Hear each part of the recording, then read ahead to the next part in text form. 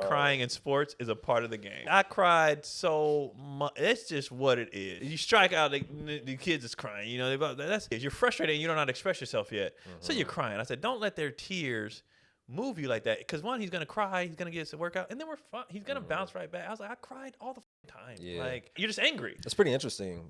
I said, don't let him move you. The landscape of sport, of how, like, you strike out, you experience that emotion. You're, like, fucking furious and you're so angry. But then there is the exact opposite emotion on the other side. Like, that nigga is the happiest. He's killing this nigga right now. I'm destroying this nigga. Hey, boss, I made this nigga cry today. Weak ass nigga. Hey, man. So we gonna give you a whole pizza party, son. Hey, man. Cool with me. Too, loudly. Everybody hear that shit. You hit a home run. I got $50 for you. Kid hits a dinger. He's getting 50 from his parents. Meanwhile, the other kid's dad is like, I'm never coming to your fucking game again. Thanks for tuning in. Matter of fact, thanks for your patronage. Wildly inappropriate. See how I brutally honest it? Like, wow, that boy, wow. Don't you see them boys so crazy? Chilling with the homies, dog, Keon, Gary, and KB.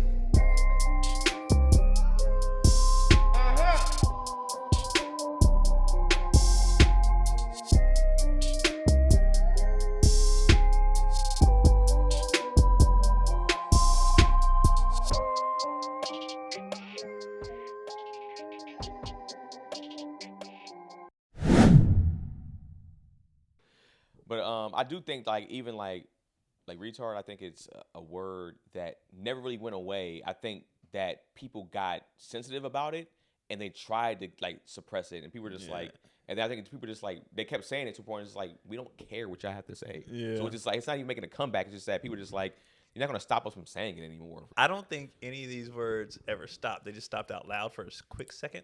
Right. By the masses. Right. You know what I mean? The group chats, it was still happening, and for closed sure. circles, it was still happening. All the words, the N, the F, the R, all of them was still happening. For sure. And people just. I'm just putting all the words on the N, the F. Yeah. They were all happening, and then people just start saying them out loud again. Oh. Yeah. Fagul. They're all happening. Yo. And people are just saying them out loud again. I remember I was trying to create this animated show called Frank, Augustino, and Gus, and Steve. And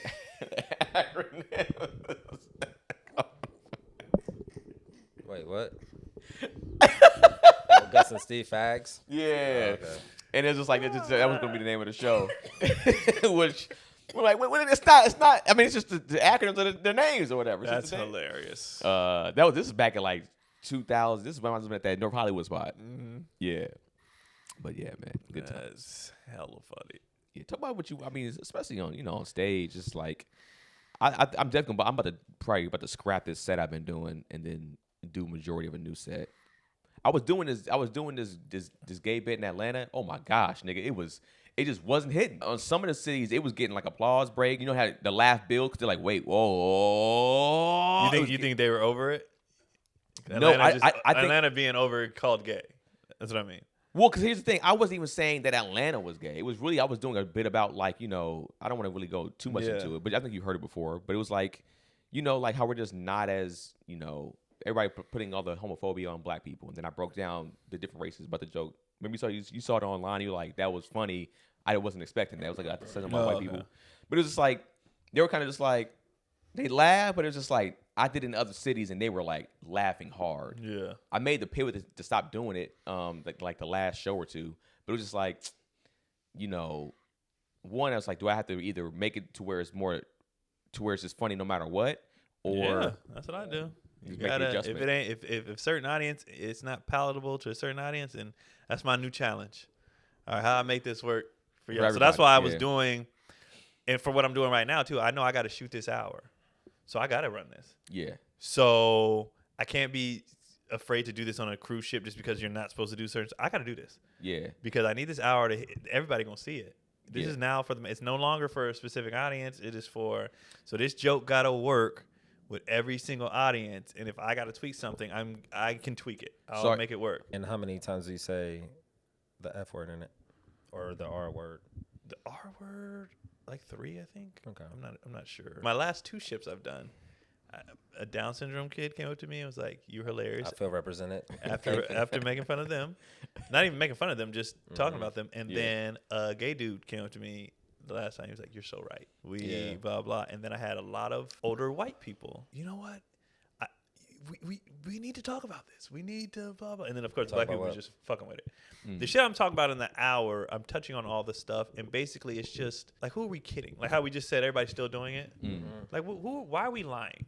Why are we lying about what's really going on in society, how we really feel, how we really, so here's the thing. And I'm using my kids to convey it, because this is why I'm having these conversations, because my kids are asking me questions. So we're having these conversations, just all kind of shit. I'm not going to do the whole fucking thing. No, just you don't have to do the joke. No, but I'm saying they're asking about life. What is Down syndrome? What is gay? What is straight? What is so? How do you explain Down syndrome? Just in a real way. They'll see on the special. Oh God.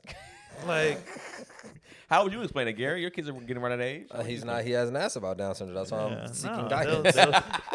They'll see it. How on the do you explain Down syndrome? No, I'll tell you off camera.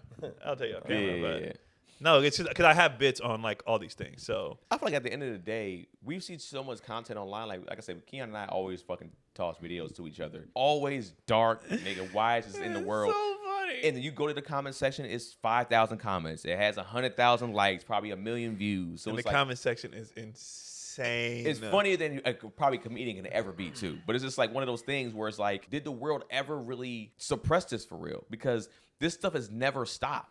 But it's internet versus live performance. Performance, there is some. But the thing is, what we're doing on stage is what people are doing in there. They get to hide behind. So now they get to hide behind us. So they think it's funny. Yeah. They want to say it. I can't say this at my office though. So one guy gets drunk on the ship, and the things that was flying out of his mouth, and the more stuff that was gonna fly out of his mouth, they all want to do that. Yeah. It's like, okay, well, it's up to the comedian to do that for us, because we do things funny, and we do want to say these things, and a small majority told us we couldn't. And it's like, since when? Why can't we? And some people are like, well, you know better, you got to do better.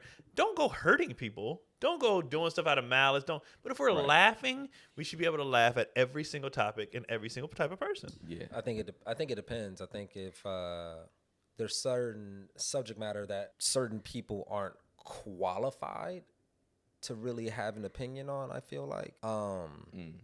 For example, and this isn't necessarily funny, but the two like big red pill guys, I think they had a video where they were like talking about their dating preferences or something like that. Oh yeah. I saw a video of this Indian comic, kind of like bashing them and calling it corny that they don't prefer their own. Yeah, I saw that video. And for me, I was like, nigga, you're Indian. And also the two dudes who had their whatever speaking down on black, like one dude like, nigga, you're Sudanese or some shit, and the other dude, you're from. Like, I was like, these people they're not black qualified. You're not qualified to even have an opinion on this. Which is why shut the fuck up. Which is why when I saw those guys get a platform, people get mad at them, I was just like, they don't even have the experience with black women for y'all to even get this mad about. Like, I was like, I didn't get upset because it's like, first of all, them niggas is corny anyways. Yeah. But it's like, yo, they don't have enough experience with black women to give a solid opinion on black women. Yeah. And I agree with you in the sense, when you see that, it's like, well, if there's other black people on that podcast, if they're not speaking up, because there's other black people on there, at least another black dude, he's like, he could have been the one that spoke up and said something. Yeah, he spoke up. I only watched the clip, so I watched the whole thing. I'm going off the clip. Like, so forgive me for that. I never form an opinion unless I see the full fucking thing to have like, okay, all right, I see where this was, but it's just all fucking weird. So like, who cares? That we're just watching like an African dude and then a Caribbean dude and then an Indian dude and a white dude just like talk about black women. And I was like, this is why do you give a fuck about their weird. opinion? Yeah, this is weird. Yeah. But they know, they're smart enough to know I can trigger you easily. Yeah. So I'm gonna do this. But like, anybody with sense be like, I don't value what like, you're saying. I grew up around nothing but black women. Yeah. And my partner is white. So now I'm like, I don't even feel qualified. Because I'm not married to a black woman. I'm not qualified. Yeah. So I'm shutting the fuck up. Yeah, I think it is. I think people right now don't even care. They're just doing stuff for content. And it's just like, at a particular point in time, those dudes don't know how to raise bait specifically. You know what I'm saying? When it comes to even like, we're going to talk about the red pill stuff.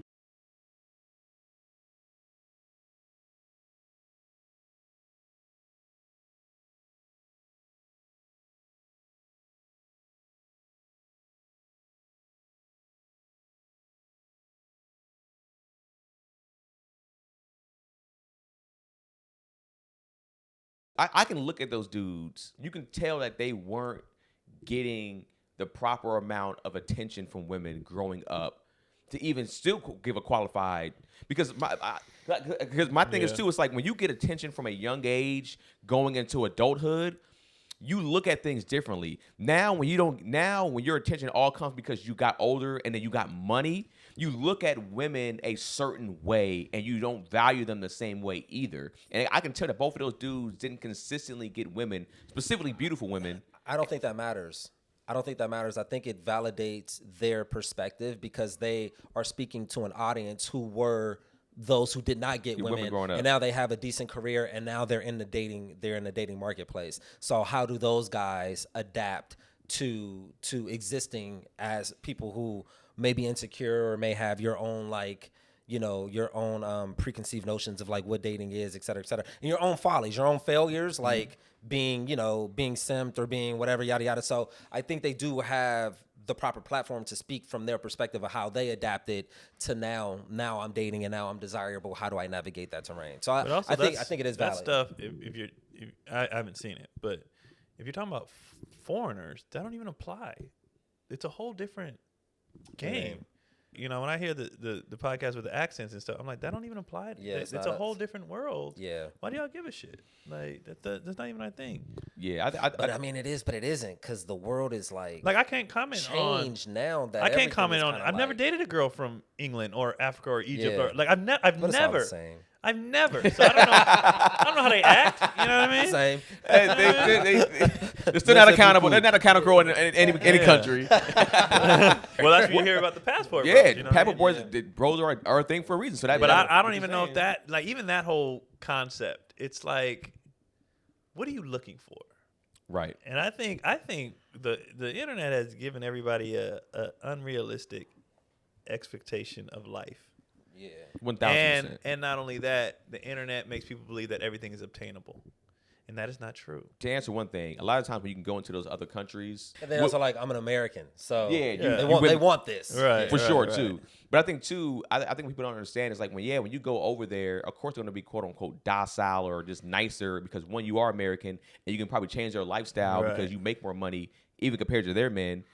But then you can essentially, as soon as you stay with them for long enough, I think with anybody, the shit's is gonna hit the fan still. Right. The energy of just like, did you do this? Did you clean dishes? Why are the kids? You're gonna have that same energy on both ends because it's like it doesn't matter. It's up front, like the what's the fetish of dating an American when you're a foreigner, and on both sides. On both sides, the fetish of wanting to date somebody overseas. When I was fucking with a French chick, it was nice for about 6 months, and I was like, you still can't understand what the fuck I'm saying? Like, that shit, I'm not dealing with this no more. That shit was cute in the beginning. Oh, vous le savez. I don't gay. I don't gay. I still say that shit. American girl. And their greasy body. I don't gay. That's how she used to call American girls fat. Oh, for real? Yeah, the greasy American girl. Hilarious. I don't gay. She was funny, though. She was dope. But yeah, I mean, I think the internet has this messed up. It's put this weird blanket or this real filter on people's eyes. No pun intended. We're also posting this on the internet, so just of course. We're part of the problem. Of course. I'll say I'm a hypocrite all the time, but it's like they're looking at like you said. It's like you look at somebody and you like now that you have access to all these people too. Now you feel like you have a chance, and then also the internet also gives you a space where you can feel safe with, and you're hiding behind a screen, and you might be even braver to even holler at. Because most of these dudes too, most of the dudes that we've seen these bad chicks, they would never in their life. No, they piss down their leg. Holler at these women in person, like you said, they will piss down their fucking leg. Yeah. They'll be afraid for it. They'll be shaking in their fucking boots trying to talk to this girl. Well, I mean, nerds create technology, so they're creating the technology to their benefit. Like, oh, fuck, I can't win out here. You know what I have a newfound respect for is those relationships between, like, those 80-year-old men and those 23-year-old women. Ugh. I have a newfound respect for it because it is like there is no questioning. There is no, like, the roles are the roles. Yeah. This is what this is. Yeah. This is very much nature. I got money. You want this money? You're a young, hot thing. Yeah. I want that. Boom. This is the transaction. Yeah. And it's definitely understood. a transaction. This is and it's understood.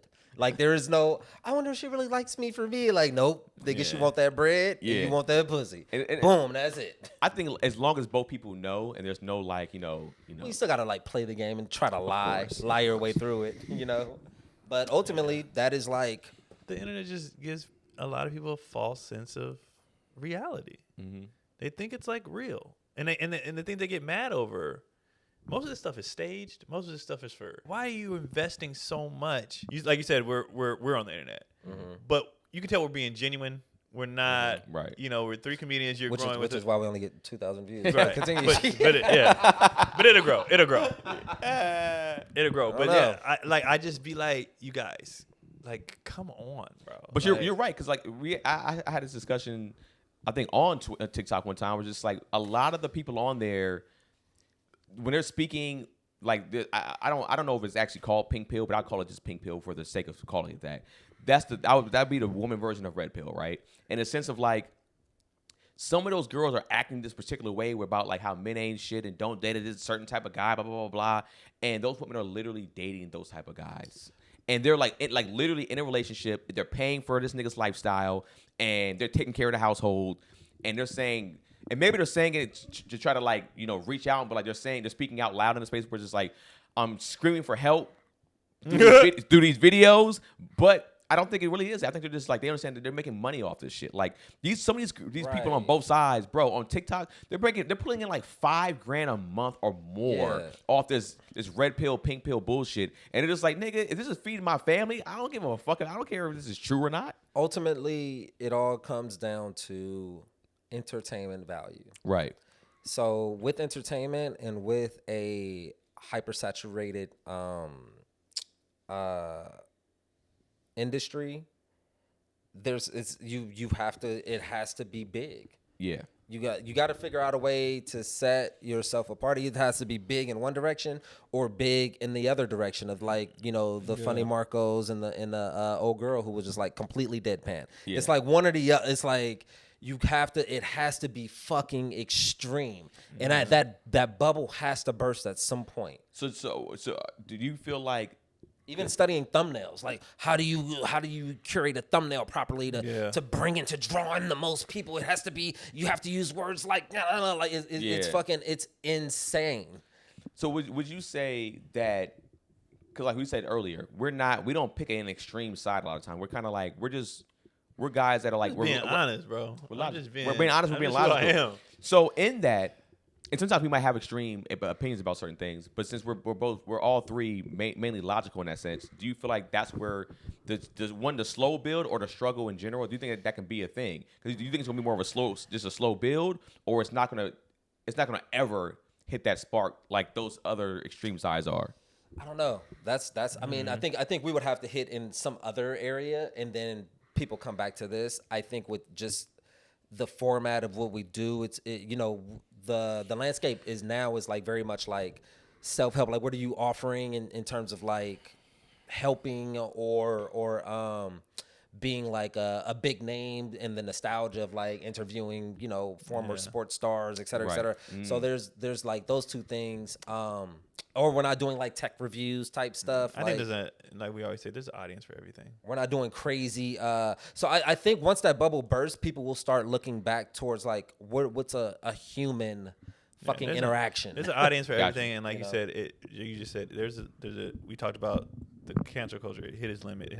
I read the comments. Damon Wayans just did Shay, right? Mm-hmm. He's been catching a lot of flack for quote unquote bullshit interviews, drama, shit like that. Oh, drama driven. The comments on Damon's, this is what we need. People get burnt out. Yeah. And his shit is hitting. And the views are killing. Now, and he's a legend. Yeah. But you can. I went through them comments, and they was like, you almost need a break from the bullshit. Exactly. You need a break. It's like DJing a club. It's like boom, boom, you know what I mean? And then you need ebbs, ebbs and flows. We're like I said, we're gonna find out. They're gonna hit. Let's not act like we're not driven by conflict. Like people are driven by the drama. But they're gonna need the breaks. A palate cleanser. And so we're the palate cleanse, and I'm fine with that because I'm honest and I'm true to that. Like, and that's one thing Damon was saying in the interview.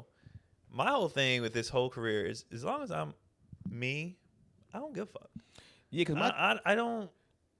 I could get on doing another thing. And that has, as long as I'm me, I'm fine. And that has the most longevity. Yeah, that has the most Right. consistency and sustainability. Like I was watching the Hulu documentary Dark Side of Comedy, and I was watching a bunch of different, and kind of an overlapping theme is like people being characters or being like this type of like niche, like Andrew Dice Clay and like they ran out. It reaches its peak, and then what do you have left? You're trying to get people to buy into who you are. Like it's like nah, we like that character. Yeah. We didn't know you're even a real person, but it's like, you can get white hot probably faster being that thing or this character, and then being here, like I said, it's like it's a marathon. It's like legit. Like it might take you. Let's say it took this person 3 to 5 years. It might take you 25 years, but then it's just like, when you get there, you might stay there for the next 25, 30 years. You're not trying. Like, my whole thing is to not try. You want people to grow with you, right? Yeah, but I don't want it to feel like I'm doing something like a job. I'm just existing. I'm just being me, and like I feel like doing a character. I gotta try at that. I gotta try. I just want to exist, and if you fuck with me for existing.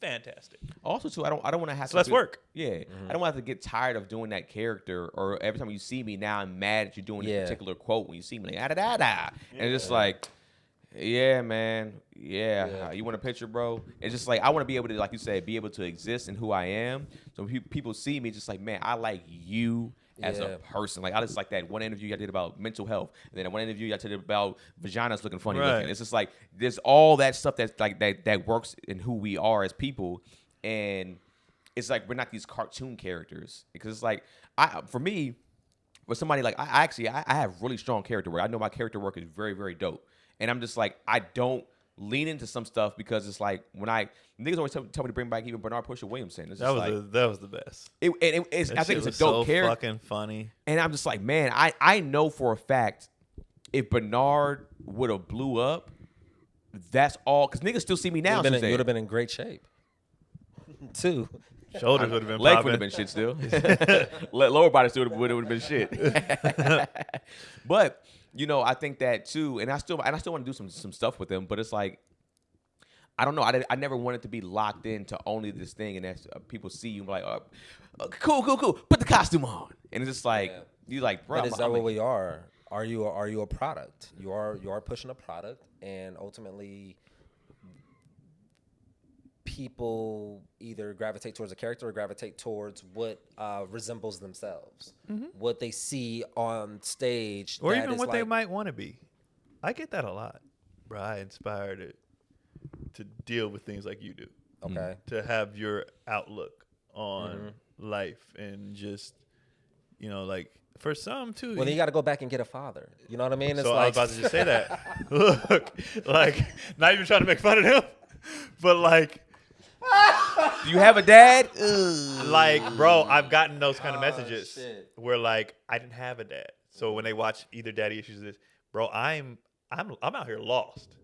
I'm looking for a real nigga to be like, oh, okay, because I didn't have it. Yeah. So I saw somebody else say that on a podcast too. They was like, some dude, it was a clip, but he basically was like, a lot of people are navigating the world not knowing how to navigate the world. Like, and they think a lot of things are this because you never saw that. You never saw your mom and dad. So all bitches ain't shit because you never saw what it's like to be, all niggas ain't shit because you never saw it. Yeah. So how do you know? Like, so a lot of people are operating, actually not a lot of people, everybody operates on what they know. That's how we navigate life. So even if it depends. Well, yeah, I think it depends too, because even if you don't know something, you might still be like, well, maybe that's not the reason why, or you. I think sometimes you have to undo some shit though. Yeah, there is some work to be done. Yeah, you have to undo. You have to undo your outlook because you think like this because of A, B, and C. Like I think I have a major perspective of mine is like to not just overwork myself, because I saw my mother just overwork herself, and at this stage in her life, it's like, well, what are the dividends of that? Like you just worked and you just worked and you just worked. You just worried about bills, and then you work some more, and you got a lot of money. But then it's like there's no real substance to that. Yeah. Like there's no real, transcending existence. You're just like, I just worked and then I did that. I worked and then I did that. I worked and I paid bills. I worked and I paid bills. It's like, I was like, I will never just like submit myself to just working and just existing. Like I need to live. And with that, you know, comes taking great risk and great failures. So, you know, but I stand by it. Like I'm gonna live. I am excited for each day. What is living to you? Living to me, living to me just is for the city. Just being in the city, baby. No, really like having a balance and an array of experiences and of discovery. I think experiences and discovery, whether it be like discovering new things, discovering more about yourself, growing into yourself, and having memorable experiences and moments, because those are the things that you're gonna remember and that you're gonna like, you know, hold on to.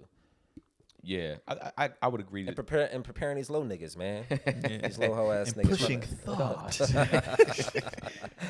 I mean, I do feel like that's part of it too. I think one, you know, like you say, creating life, but then also to living life and memories, but then also to, you know, getting better. You know, I love when I go like, I kind of got better yesterday. And then I'm better today. And I learned something. Like, well, I learned something today that's gonna stick with me, or I grew. Because I remember growing's dope. Yeah, once I started to realize that I was like, yo, I enjoy growing as a person. Because when I was younger, I wasn't even thinking about that. That wasn't even a thought in my head, to where I was just like, yo, I'm growing, I'm getting more knowledge, I'm becoming stronger, I'm becoming I just know these different things now about life, and I feel like I'm better than I was 5 years ago. And I love witnessing it. Like I love witnessing you going from like 4 honks to 2 honks. Like that's I knew someone was I love coming, that. nigga. I loved it. Like I was like, yes, there we go. The work is being done. But and I know for me, I'm very like I'm very open to criticism, especially from people that I know, and also too, I feel like I understand criticism to where you're not just doing it to try to make me feel like shit.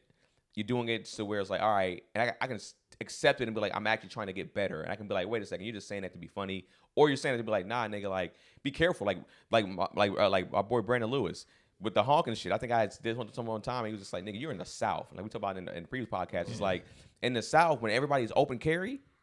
You that's the reason why people don't honk their horns on here like that is because it can go down and end immediately. Yeah. It ain't about fighting out here. Like niggas pull that they don't talk out here like that. So you gotta be careful. So it's just like, that's you know, why they're so weird.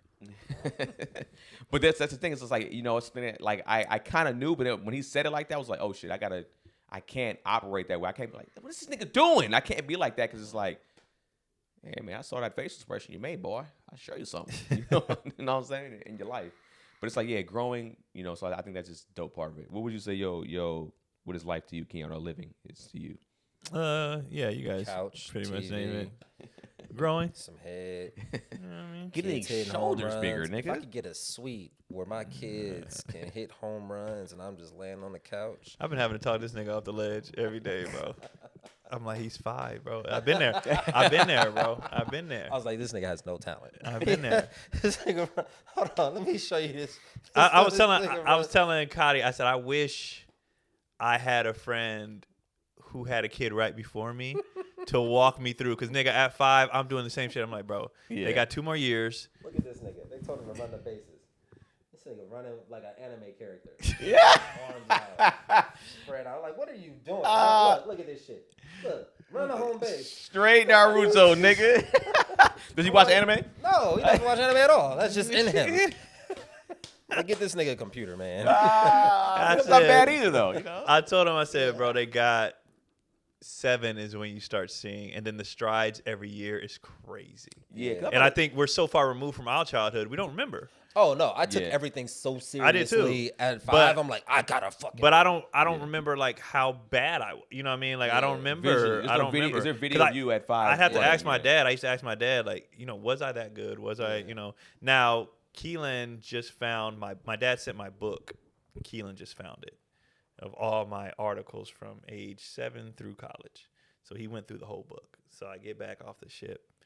He's like, I went through your book. And I was like, why? He's like, I'm just really interested in you guys' lives. Yeah. And I said, okay. What'd you think? He was like, you were really good. I said, no. And I said, why? He said, because you practice. I said, So either practice or don't. Like I can't keep having this conversation with you. Like practice or don't, bro. Like it's not. You think you're just gonna magically be good. Yeah. That's not how it works. I'm gonna do the same thing, but I'm gonna replace Shohei Ohtani's name and put my name on all of his accolades from when he was a kid. But I told him, I was telling him it'll click. It's gonna click because when you have the we know sports is genetics. Yeah. So when you have the genetics already in there, you're just, you're looking at it, and I think in this today's era too, we talk about the internet. I think that's a problem too. Is like for sports parents, you're looking at this phenom 7-year-old, but that's such a fucking outlier, and that kid's probably gonna burn out. When you play sports, you see all the burnouts. You see it. The ones who quit or burn out or peak early, you see that shit. So they don't even grow. They don't grow. There's so many factors that play in. So I'm like, 5, it does not matter anymore. I told them don't even sign them up for sports at 5. Like 7 is when their coordination, they start getting it. Then 8, you're like, oh shit, here we go. Yeah. And then 9, it's like, oh, and every year it just gets and the jumps kids can make. Kids that weren't getting recruited freshman year, and then by their junior year, you're number 1 player in the country. You know what I mean? Like, it's so much that happens year to year. That 5, it's funny as dads. You'd be like, oh, this nigga ain't it's funny. It's fun to make fun of him. Yeah, but in real life, it's also fun to see him having that much fun and just being so carefree with it. Yeah. Like where I'm like, damn, this is like a kid being happy. Like this is just him being happy.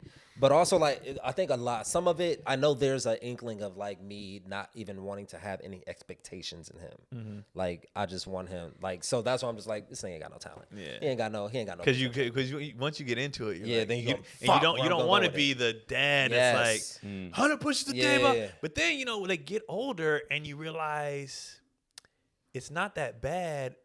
It's kind of like they just want you to do it with them. Mm-hmm. So, like, all right, so, like you say, we just worked out you're little, and I'm just dribbling all day. That's what I wanted to do. Mm-hmm. They'll do it. They just want me to be involved. So, like, they will swing. I'll do the toss where they can get their swing. Yeah. They will do that they'll do it all day. Yeah. If I do it with them. If you do it with them. Yeah. They will do it. They want to have that bonding. They want to have the bond, and I think it's different. And then my dad, he brought up a good point. He said, bro, when you were playing sports, we were in Pittsburgh. Mm-hmm. In the hood. You know what I mean? Look who you were playing with and against. Them niggas was trying to get out, so you just naturally your life was fine, but you're playing with other kids that are struggling, higher stakes. So you had to keep up. Your sons are playing with kids who go to Tuscany for vacation. They're just chilling. They don't have that, and so that drive. He was like, you would have to take them to an Inglewood and let them play with them kids and let them match that intensity, see what it really is or it is. Because they don't have it. See that, yeah. Because they're just looking at it like this should be easy. My dad played in sports. Yeah. I'm sure this should be, this should be simple. It's funny because I wish like my dad was more stern with us in sports.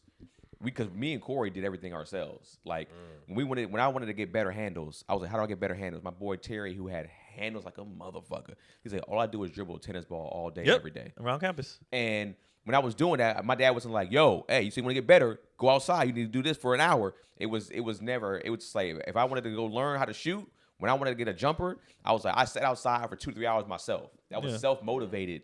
But I will say, if I had an extra kick in the ass from my dad, I think that push would have for sure been more of a help also. Yeah. But that's how I would look at it, even with having kids. It's like, maybe that's probably how you might have looked at it at first, was it's like, man, you look at it like at a young age. I feel like, even from what I remember, I feel like around that age, I was pretty self-motivated to want to get better at sports, to be more athletic. Whereas when you're looking at some kids now, it's like, this nigga does not care to be good at all. And I wanted to be like Michael Jordan at 5, at 6 years old. Well, it's environment, though. It's environment and your competition, who's around. Like, it wasn't my dad necessarily pushing me. It was the other kids that my dad was saying was better than me. Yeah. That's what I'm saying. None of that was there. I got to match. You would have to have. But with Keelan, he already thinks he's good because, nigga, I don't even be practicing like that. And I'm on par or better than these kids. So the competition isn't enough to be like, he played one soccer game one time with this. They had another black kid. And this nigga was nice. Oh, yeah. And I said, see, you're not playing enough of them. And he better than you. He better than you. And he was like. He clocked it? Yeah. And he was just like, I said, that's you trying to get to that. And then, and I saw Keelan is he needs reminders. So, but once he does it, like if he has a bad game, this nigga will sit out here for hours after that game. But then Monday, I forgot. So I'm pissed now. I'll do it. So he needs the motivation daily. He needs so if that kid, like let's say that kid came over and kicked his ass every day, you would see his like. I mean, at high school there was a dude I played him 1-on-1 every day and could not beat this. Like every day. And that was but I start stealing his moves. I start, blah, blah. He was older too. Yeah. And he needs, like Kendrick is going to be, what'd he say? He said, of course he says that. He was older. He was. I was a senior, he was a freshman. What is he supposed to be? I figured he was older. I don't know. Yeah. I think Kendrick, when they start going, Kendrick's going to have Keelan kicking his ass all the time. That's what I was. I had an older brother. That's going to be his thing. Keelan needs, and that's where Keelan needs me. He needs. Yeah. And I'd be like, I feel like I don't have the time to do that like that. But at the same time, when I do, fine, let's work. Because he makes strides so fucking fast. Yeah. I just need him to understand when I can't be there. And this is their homework. When me and mom can't be there, you gotta do this. Yeah. You gotta do this on your own. Like we can't always be there. So when I'm here, bro, I'm all in. I'm locked in. But I don't care if it's your schoolwork. I don't care if it's homework. I don't care if it's anything you do. You got to be able to do this by yourself because we're not always going to be around. Right. And that's what I'm waiting for him to kick. He has moments, but I'm waiting for that to be all the time. Let me ask you this. How do you teach that? Like, how do you teach a child to be self-motivating?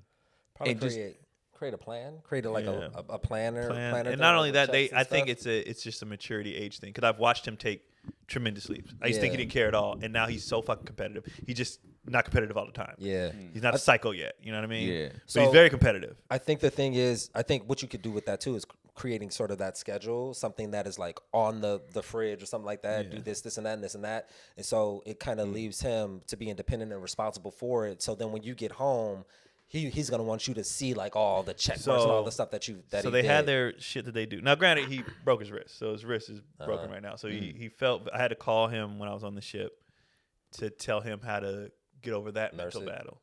Yeah. And I said he like legit broke his wrist. He broke his wrist. He's in the cast. Doing what? Fucking around. With who? That's what made me mad. Like, and I'm glad that I vented to Cotty. He got a clause on his contract. I'm glad I vented to Cotty and not him because he was already down on himself. Like he got the lesson really fast. Yeah. And so I'm glad I didn't come down on him because it would have just been, it was unnecessary. Yeah. So he's at baseball practice and there was a game going on. And the rule is when there's a game going on, they have first access to the cage, the batting cages. So the kids were waiting to get their turn in the cage.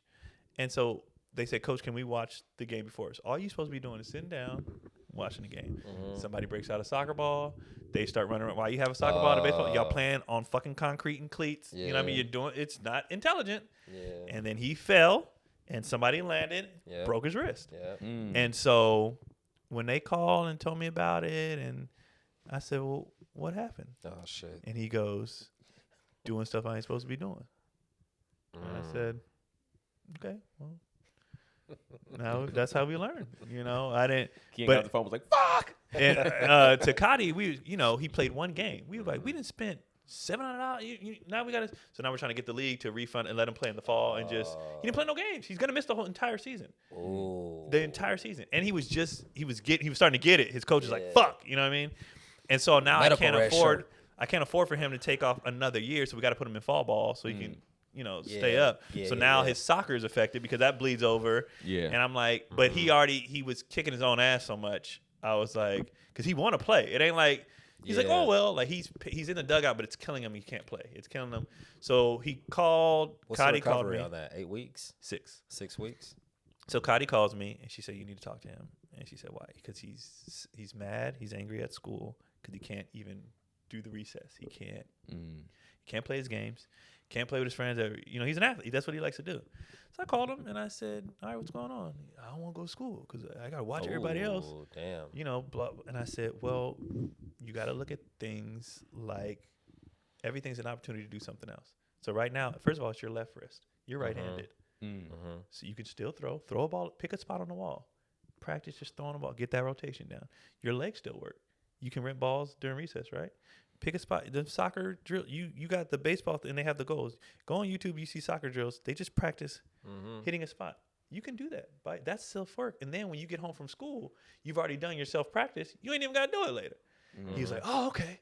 I was like, you can always when something bad happens, there's always a different avenue that you can take pivot to still improve yourself. Right. And after that talk, he's been good ever since.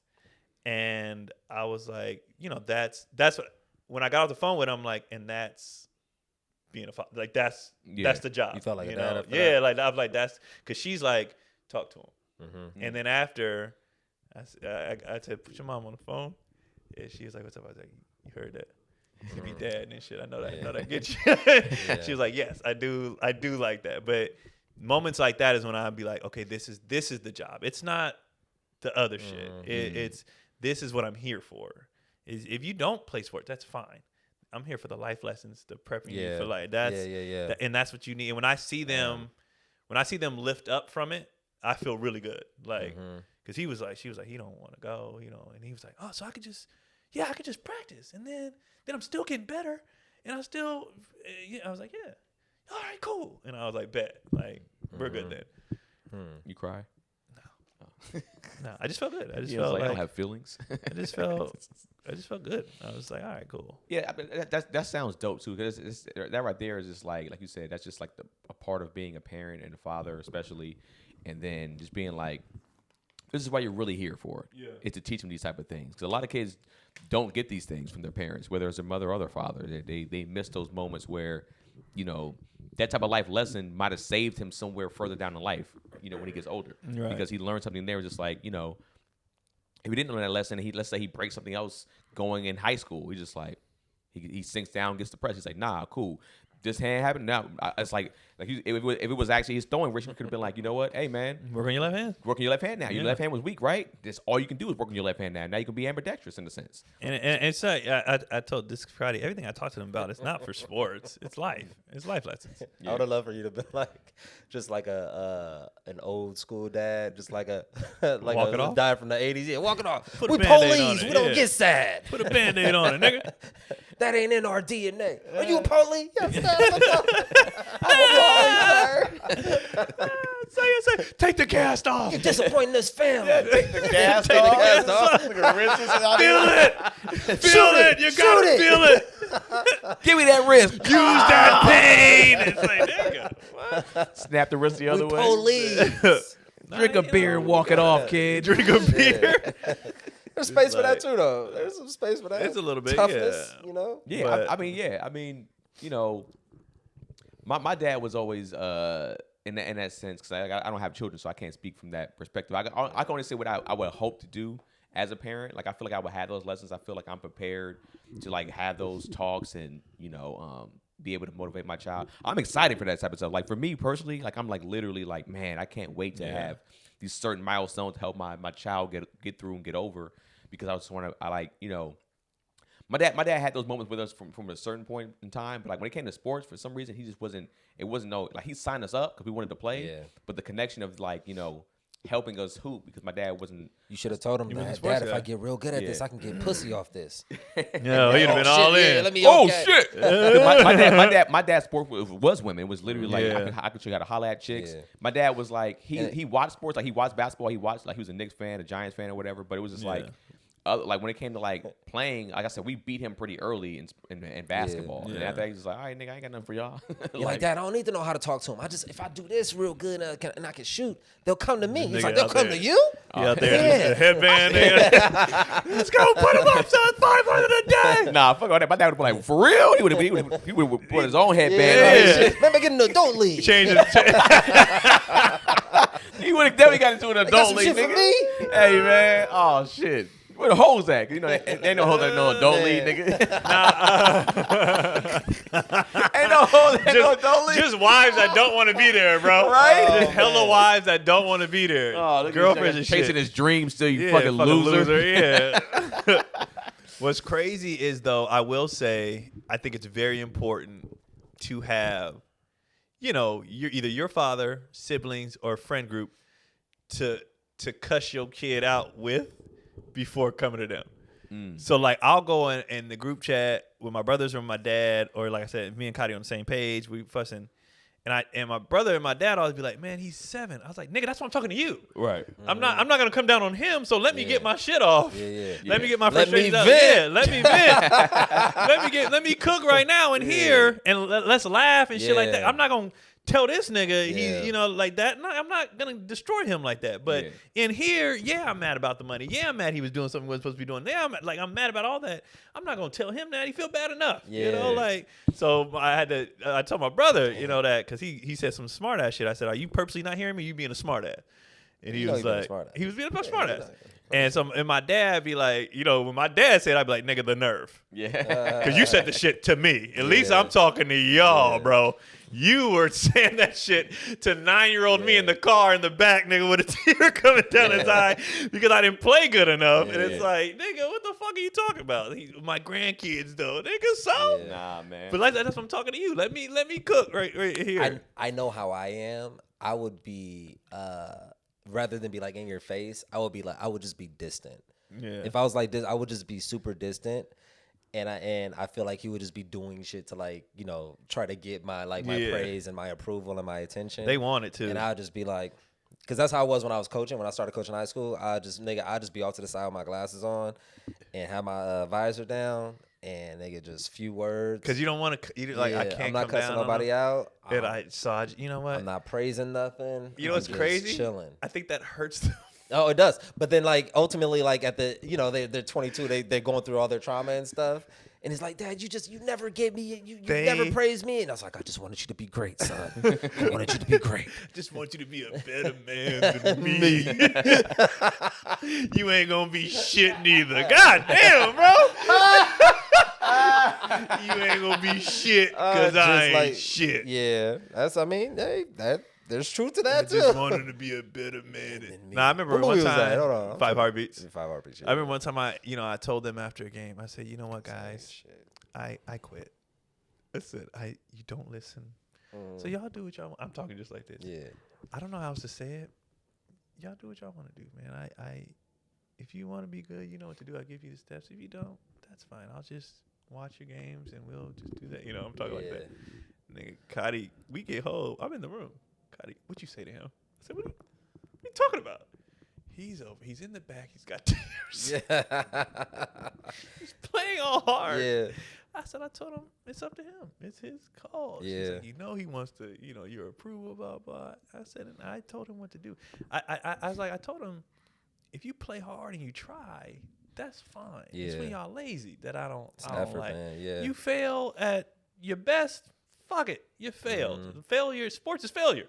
Right. That's fine. Yeah. But when y'all ain't trying, but then you want me to give a shit, you not trying. I'm gonna match your energy, bro. Yeah. I'm matching where you at. If you want to go all in, let's go all in. If you want to half-ass it, fine. I'm out. But I'm not gonna sit here and bullshit you or blah blah. And I had to tell her. I said, first of all, stop letting their tears move you. Frustration, crying in sports is a part of the game. Right. That is, I cried so much. It's just what it is. Yeah. Kids, you strike out, the kids is crying. That's what it is. You're frustrated and you don't know how to express yourself yet. Mm-hmm. So you're crying. I said, don't let their tears move you like that. Because one, he's going to cry. He's going to get his workout. And then he's going to bounce right back. I was like, I cried all the fucking time. Yeah. That's just what it, and it's just, you're just angry. It's not that you're frustrated. It's pretty interesting. I said, don't let them move you. The landscape of sport, of how you strike out, you experience that emotion, you're fucking furious and you're so angry, but then there is the exact opposite emotion on the other side. That nigga is the happiest. He's killing this nigga right now. I'm destroying this nigga. Hey, boss, I made this nigga cry today.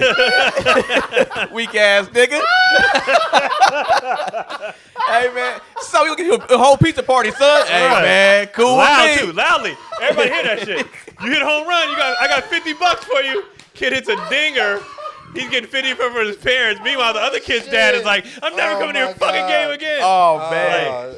That's sports. Exact opposite emotion. It's so fucking beautiful. But I be telling her, I was like, don't let it move you. They'll be fine. I'm not I'm not telling them anything they don't need to hear. I'm not, I'm not even a crazy I've seen crazy dads. Yeah. I've seen those guys.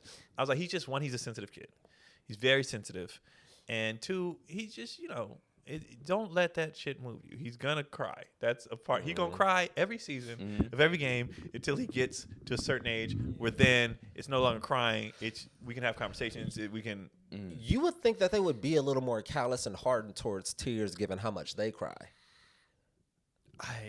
Right? Yeah, how much they mean nothing. You cry all the time. Yeah, she cried this morning. We weren't even arguing. What you do? She just soon as she got frustrated, I was like, okay, all right, relax. So why would you Come think? in peace. Why would you think that his tears mean anything? Yeah. I mean, yours don't mean. It's just a frustration cry. It's just because they're crazy.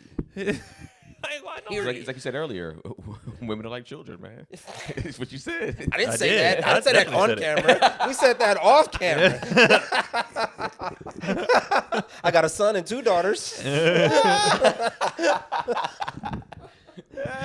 What's crazy is when spouses can be self-aware of something, but when you say it, all of a sudden it's an attack. You'll see somebody say out loud, "Oh yeah, I'm my wife's 3rd child," or "I'm my husband's 3rd child," and then be like, "Don't treat me like a child," or like I'm acting like you do this shit. What we're doing. Why? If you're self-aware enough to know that, why? If I say it, is it a problem? Can't say it publicly. Why is that a problem? Well, saying it publicly, but saying it when you acknowledge it yourself, I think it's like you might be saying it as a joke. There might be some truth there. But when they say it, it's like, oh, now there's believability to it.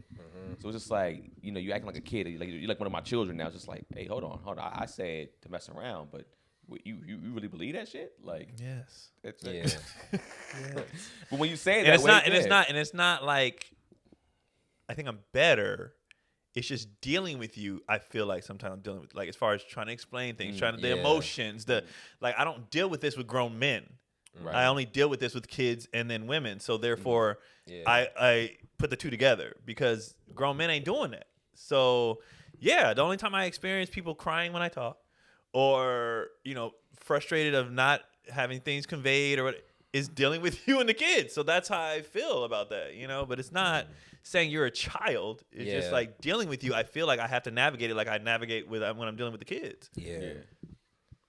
But and I think that's like kind of tiptoeing emotionally, trying to, trying not to have things misconstrued to where the emotion is like heightened. You're just especially when I'm aware of how y'all look at it. Yeah. Like you said it, but when you get mad, it's different. Okay, fine, I've accepted that. Yeah. If dad gets big bad wolf, if dad gets upset, so fine, I will try and see, and then even when I see them, like the boys are conscious of it. They all try to hide it, and I know I could see, and I'm like, oh god. In my head, I'm like, here, with Bill Burr with the tears. Here we go, the fucking tears. But I'm aware too that that's just their emotion right now. That's not. I'm not gonna take it as they're being dramatic. They just can't. It's not you at all. You don't need to change. Convey. No, I'm not. It's just their reaction to that. Yeah. I'm like, also at this age, like you said, this is the age where they're learning how to even control their emotions. Like you said, they start losing games. They might have they might only cry during the big game. But I don't care if you cry over a loss because that means you give a fuck. Yeah. So I'm not tripping. I'm like, good. Also understand too, they don't see any emotion as big as yours in the world at all. From an adult in the way your voice projects. I'm assuming most of their teachers are women. Right. You know what I mean? Like they don't see that volume and that level of emotion in anything else. Like they probably never heard anyone talk as loud as you. Yeah. Like ever. You know what I mean? So because even their coaches and stuff are we're in a gentle coaching. Right. We grew up. Our coaches, nigga, a little harder. At a young age, shut the fuck down. Yeah, bro. You like, all right, like. So I have my dad and my coaches. So people being crazy to me is not. It's not crazy. Yeah, it's not crazy. Yeah, you know what I mean? Like, so none of their coaches cuss at all. Hell nah. Out here, look, bro. Fuck no. I mean, growing up, coaches barely can keep the. Matter of fact, some of the coaches asked me to be in the dugout or on the field because I command I ain't doing that shit.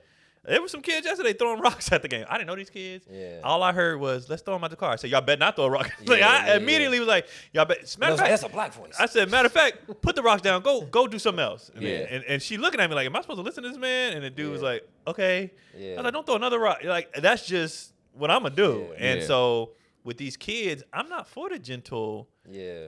No, bro. And they was like, man, he listened to you. I'm like, yeah. Like, y'all. Hey, buddy. Yeah. You know, man, can we not? I'm sorry. Sit your ass down, Yeah. bro. Yeah. Like, and that's just the environment I came from. So So do you think that just that increase of tone and volume is not, of course, enough discipline, but that would change the game a lot for some parents that don't do that? I think you need both. Dude, this shit, you do need both. I This think shit you need is, both. it's Okay. like I was on a plane, and this dude was, this white guy was sitting with his like 2-year-old daughter, and she was like asking for stuff. It was actually kind of funny because she's like, I want my Cheez-Its, and he was like, they're in the backpack. She's like, no, they're not. They're here. He was like, they're in the backpack, and she's like, they're not. No, Daddy, they're not. And then he goes into the backpack and pulls them out and gives them to her, and I'm like, she's not gonna acknowledge that she was wrong. Not at all. Not at all. She's gonna move on. But he kept saying, I'm sorry, honey, we can't do that right now because, like, we're going through the process of being on the plane and landing. So, I'm sorry, honey, you can't. And I was like, why is this nigga apologizing? You just can't do it. Yeah. Period. That's you know? it. That's just Like, it. all this That's fucking not how life apologizing. works. It just creates a sense of entitlement. Like Yeah. early on, like, oh, I'm supposed to have this thing, and if I don't, people need to apologize to me because I don't have it. That might be. Yeah. I'm about to say so. That might be the basis of white privilege. That's the foundation. Well, he's gonna say women. Oh, women. Because I was like, I don't hear that a lot with little boys. When I see little boys get spoken to a certain way, like even if it's still kind of gentle, there's not necessarily apologize. Like, hey, buddy, we're not gonna do that right now, okay? Where it's just like when I do see something with the daughters, I would say usually the mothers are usually the more disciplinary in that sense. yeah. Where like the mother would be like, you're not. I told you, you're not getting that. Yeah. Where it's like but I do wonder with mothers in that sense. Do they be like, damn, like I'm seeing the way I was acting and what I got away with and why I feel like I was this way this whole time. I gotta check this behavior now with this little girl. Probably that's why the tension between daughter and mother is so high too. Because they get it. That's why teenage dads and sons sometimes, but because you get it and you're prepping this person for this thing. You know what I mean? So it is what it. But it's definitely important to have both because if you only have the for sure, you're a pit bull. Yeah, like you're, and if you only have the it's okay, you're a fucking maniac on that end. So, and I think. Which is cool to have the roles between the mother and the I think father, it's important for Cuddy to validate their tears and be that, and I do after the come on, bro, blah, blah. Yeah. Hey, man, you understand why I said. We have that now. Yeah. We have now, access back to that then, now. Back then, they didn't have it wasn't like that. It was just like, hey, nigga, yada, yada, yada. And then you like, God damn, bro. Like, it's the whole meme of like, the internet meme where it's just like how your parents apologize to. You want something to eat? Yeah. You hungry? It's like there's no real apology. There's no real like, hey. The same way a woman apologizes to a man. Yeah, you want some pussy? Something like that. Yeah. But I think what it is, I think we're better equipped to balance ups and downs now. Mm-hmm. Yeah. Like as much as my dad didn't have a lot of tools, gray area. It was either you're fucking up, but when I was. You the best player out here, nigga. Like there was no. Yeah. Well, hey man, sometimes it was just like you need to this your batting average is this, and I'm like fuck. But then when you killing, nigga, that's. I remember seeing this nigga. If I would do something amazing, this is my son. Nigga, you know what I mean? Like so, the ups were big too. Yeah. So it ain't like it was only bad. It was just I think we do it better at not getting too high or too low. It's just like, hey, there's also middle ground to play here. I'm gonna say with your dad and him reacting certain ways. Did you ever see him? Was he good at the sports that you were playing? No, he wasn't better than me in none of them. So was you like, nigga, they all? Because I feel like Keon has the energy of like. He's a very much once I got to 14, 15, I was like, oh, and now you're not listening. To what are you? So like he come to my game, he's yelling, I'm tuning him out. Oh, like, you have nothing to say, bro. Oh wow. Like why? You can't. Especially when I beat him, and it was so bad that I was like, what you gonna say to me? But you can be able to coach and not play. But I didn't be a better coach than you are player. I didn't believe. I'm like, but you didn't play anything. You didn't coach, and your perspective too is because I was fucking pursuing your mama. That's why I could have been much better. But your perspective is also older than now. You know, you never even bothered on staying current. Damn. Like I think we do a better job of that, like trying to stay a little current, not just being the old guy. Back in my day ass nigga. He was the back in my day ass nigga. Ooh. And then too, but I was just like, what are you gonna? You don't even have the skill set to. Obviously, you're not saying this, but you're just, in my head. So like he's yelling shit, and I know my dad is speaking on pure emotion. Like he said, he's high and low. It's just so I'm like, bro, I got get out of here, like fuck out of here. You know what I mean? Like What do you think about you those? yelling at me from the sideline. I'm focused. First of all, you learn how to tune stuff out anyway. I gotta lock in. So if I'm listening to the sideline, I can't even play whether it's a heckler or my father. You know, it's like So I was like, bro, leave me. And I think that's why the boys care so much. What I think because I did do it. And so I'm like, I know what I'm talking about, bro. And I think that's why they care so much. But him, I was like, man. What do you think about those parents and those children that be at games and their parents be going crazy, be like, "Shut up, Dad!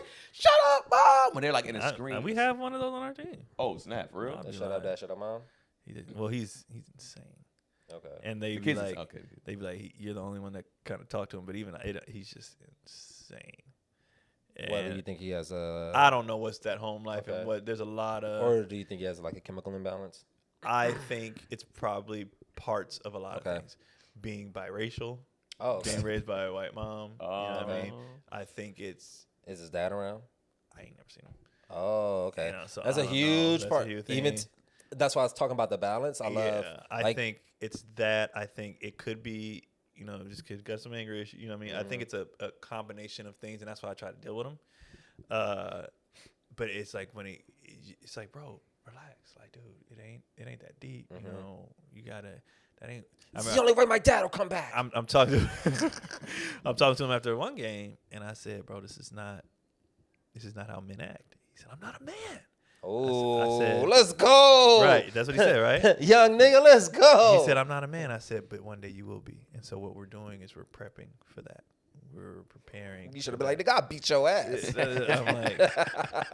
I'm like, we're preparing for, I'll beat your little ass. You know, the things that are going on, bro. And I would have said that if his mom wasn't there. I told a kid one time, I'll whoop your ass. Hey, bring your daddy. I'll whoop his ass too. I told that to a kid. Oh God. When I was working summer camps in those rich neighborhoods. You know, Black Hawk. I'm in Black Hawk, bro. You know those rich ass. Yeah. And one kid, we was like, hey, I'm in college, by the way. You know, working it for our coach. I said, y'all gotta go inside. It's time to go inside. And I'm already at edge with how these kids are. These rich ass kids being picked up by nannies and butlers and shit. Yeah. And so I said, don't throw another ball. We're done with the balls. Everybody else is inside. You the last one. Go inside. And he said, I don't have to. I said, take your ass inside. Oh. He said, how dare you? Nigga. I kid you not. He goes, how dare you? I'm going to tell my father. I said, you tell him. I'll whoop your ass and his ass. Oh, he said, he goes inside. Oh, man. He goes inside. My boys are dying. You know, they're my teammates. They think it's hilarious, nigga. Damn. And I'm ready to fight this. You know, you on that now? I'm 20. Yeah. You know, I'm in the gym. Your breast athletic shape. I'll fight this rich ass. I don't give a fuck. You know, I'm already. So I'm waiting for the kid to get picked up after the camp over to see who pick him up. And he looking at me, and I'm waiting for him to tell his dad, you know, that's the one that did it. And they got in the car, but he didn't say shit. Dad never said nothing to me, but I'm like, he needed that because he ain't nobody told him shit. This kid wasn't listening all week, and everybody was complaining. Yeah, and I was just done, bro. The nigga knew his daddy was a bitch. Yeah. So he's like, I can't. I was so mad because he had been doing shit all week, and everybody was complaining about him, and nobody was doing. And I had it, and I was like, you know what? Sit your ass. Like I was just done, and his reaction, but he didn't do shit else all week. And I said, that's why you need to like they were doing it gentle. That's fine. Yeah. Let's try this way because that gentle shit ain't working. Yeah, you just need a balance. Yeah, you need a balance. Very important. Balance. Pops off said something wild to his mom this morning. And oh yeah. I just love that I'm in the next room and I'm like, don't talk to you. Like, come here. And stand right here. Don't talk to me. Blah blah. Have that conversation. Oh, you called him in. Yeah. Otherwise, you know, you enable that behavior. How's your pulling to the side game? I'm getting better at that. What? Come here. Instead of I love it. The loud or in front of everybody. No. I'm getting way better at the. It feels personal. It feels in your face, and it feels like I ain't playing. Yeah, but even if it's just talk. Yeah. Like I love it. I'm Kendrick did something the other day, and I was just like, Yeah. I say, hey, man, we don't do that. Yeah. But only I didn't say it in front of Keelan, not in front of Cotty. I'm getting better at the come here, come in the other room and let me talk to you. Versus shit happened on the spot. Why the fuck would you spill? Right. You know what I mean? And now everybody's looking. Now they're embarrassed. They're overwhelmed. They can't answer a question. Yeah. So I'm getting way better. So I wanted to ask you, like, how is your? Are you always pulling to the side? I've been pulling to the side because I don't want her to interject. Oh. I don't want her input. I want to. Mine was for embarrassment. I want him. Yeah. I don't want her anything. Oh, okay. I don't want her nothing. Stay over there. I'll deal with all this, and I tell him straight up, like, boom, boom, boom, you know. He's like, I hate you, Dad, and he runs off with his arms, with his arms out, his back, but he's running slowly. Gary's like, that's not 4.4 speed. That's not a 4.3. Yeah. I was like, dude, can you swing your arms like when you're racing Daddy? Yeah. And then she wants to come. He's having fun. I'm like, oh shit, out of here. Has he seen you run? He said no. So my reaction to that is because we got a long ass haul before we get to our apartment. We race every time. Sometimes I let him win, yada yada. But since he's been running with his arms out like that, every time we race, I go full speed. You let him get smoked. Perfect form. And they're like, do it again. I'm fucking full speed, perfect form, head down. And so he could just like, you know, this way imitate. works. Yeah, like this is how you run fast. Yeah. So until he start running with proper form, get your ass whooped. I'm about to crushing them. They crushing them. This like your way don't work. It's like, you know how you win, right? If you pump your arms. Yeah. That's smart. Yeah, we had almost 110. Okay, that's hella smart. I be doing that shit too, though. Yeah. Show them that your way doesn't work. Yep. I let them make them fail, and like I'll tell Keelan, stop doing this move. If he doesn't hit a move, I let him have it. If he does that move, nigga, I throw that shit to the. That shit don't work, nigga. Yeah. Like, not here. So I force him to do something else. Yeah. He does something else. I let. Yeah. Okay. Cool. Good move. Good move, bro. Good move. You do that bullshit, sending it to the Raptors, nigga. That shit don't work. And so I get it. I get what you're doing. I get another step back. The step back is what I want to do. I'm like, that should be working. But 1 foot, 1, 2, nigga, it don't work, bro. That's so funny. That's funny. Man. All right. We just got dropping the week after. Yeah, this one we'll call this one Fatherhood. Yeah, I guess. Man. So yeah, I mean, you want to get the. You can also do the police. I just love the idea, like, we police, we don't do that. No, I actually heard a dad say that the other day, and it sounded so ridiculous when he said it that I was like, oh, I would never do that. You should do it. That's so funny. He goes, it just puts it on the whole family. He goes, man, he's got. So what? We're Scots. Why you whispering in the back, nigga? Because I was like, I'm thinking about it. He goes, he's talking to his wife. And you know what? He's got my name on his back. That's different. That right there is different. That's different. Yeah. That's different. He's got my name on his back. This is not represented. Yeah. This is not. So when you say that out loud, when I was hearing him say it, I was like, I would absolutely not. It sounded so. I was dying. Oh, if I had an esteemed family, I would put everything on the family. Oh, well, it was a sports thing, but it was just funny. Like, this is not. And I understood where he was coming from. It was like, these are my kids, these are my genetics. Why aren't you? You know, but it was like it was a bad game. Like it wasn't. Especially pitching. Baseball's a mental game. Yeah. It's you gotta allow the kids a lot of grace in baseball. They're it's children, bro. Versus a football or basketball, where it's kind of more fast moving, more. Yeah. Baseball more is instinct. a very calculated. You one-on-one kind of, and you're pitching. It's you and the batter, and the catcher. There's people on base, but it's a lot going on. I gotta throw strikes. If I don't, it's a lot. You gotta be. So I'll be like, if a kid can't find the plate, it's just not his day to day. No big deal. It is what it is. The kid can't hit. We'll work on that mechanics real quick. It's different. Yeah. Baseball, I allow a lot more grace than I do in basketball and soccer. Police can throw sliders. Yeah. Every police throw your arm out. And from years prior has been able to execute throwing a slider. Get your fucking shit together. You're a police. Throw your arm Let's out. Go. Do that shit. I like that. Nah, if I hear you doing it, if I go to if I pull Anderson's, like every Anderson before you was a drug dealer, a pimp, a thief. I can't use that. When the pilot said that, was like, okay, what about how your dad was? It's like, well, you got a point there. Yeah. All right, you got a point. So chill out, pops. Yeah. No, the pilot will be. He has the genetics for it. He'll be. If you were running that fast you were, he's gonna have that. Yeah, it's probably animal. It's just like once his, like you said, you were running for your life in the hood. You know what I mean? You were running with other niggas. Like it's just different. Yeah, I wasn't running for my life. Where? No, when you're playing, like you said, you played smear the quear is what they called it. Oh yeah. He's like, I felt like I was the fastest nigga I ever. meant to say that. They don't have like a throw up tackle anymore. They don't have a killer man. Do they do that? Yeah. They still do that? That's what I'm saying. You're not at the age yet. Okay. When they kick, when they get to that 7-8, and you don't even see them no more. Yeah. Because they're running off playing 3 flights of creating games. Running, that's how they get hurt. They start breaking arms. Because I saw somebody say that, how come kids don't have casts anymore? I remember coming to class, everybody always broke something because we were outside fucking around.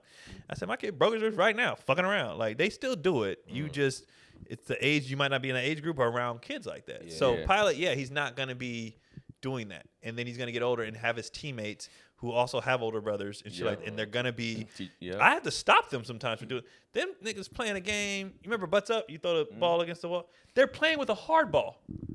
If y'all hit somebody, bro. I said if y'all hit somebody in the head, that's insane. Yeah. But a part of me was like, old head. A part of me was like, I was in dad mode, the safety of them, but a part of me was kind of like, I'm glad y'all out here living dangerously. Like that's dope. But here's the tennis ball. Play that game. If y'all not accurate enough to throw this, y'all hit somebody in the head, nigga, that's gonna be a real problem. Right. So I had to be the adult, but I was like, but I'm glad y'all. I told them, I'm glad y'all out here.